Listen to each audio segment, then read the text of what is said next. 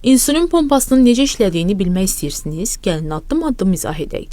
İnsulin pompası kiçik, rahat bir cihazdır və gün ərzində insulini daimi olaraq verir. Bu da insanların qan şəkəri səviyyəsini gündə bir neçə dəfə iynə vurmadan sabit saxlamağa kömək edir. Əvvəlcə pompa sabit, aşağı dozda insulin verir. Bu dozaya bazal doz deyilir. Bazal doz yeməklər arasında və gecə saatlarında qan şəkərinin sabit qalmasına kömək edir. Daha sonra yeməkdən əvvəl istifadəçi pompaya qəbul edəcəyi karbohidrat miqdarını daxil edir. Pompa bunu hesablayır və yemək sonrası qan şəkərinin artımını idarə etmək üçün əlavə insulin dozası, yəni bolus verir. İnsulin nazik, elastik bir boru vasitəsilə adətən qarın və ya yuxarı qol nahiyəsinə yerləşdirilmiş kiçik bir kanula ilə dəri altına çatdırılır. Bu sistem bir neçə gündən bir dəyişdirilir ki, insulin rahat və sabit şəkildə çatdırılsın. Bəzi pompalar isə borusuzdur və birbaşa dəriyə yapışaraq insulini simsiz şəkildə verir. Müasir insulin pompalarının bir çoxu davamlı qlükoza monitorları ilə birlikdə işləyir və qan şəkərinin real vaxt səviyyəsinə görə insulin çatdırılmasını avtomatik tənzimləyir.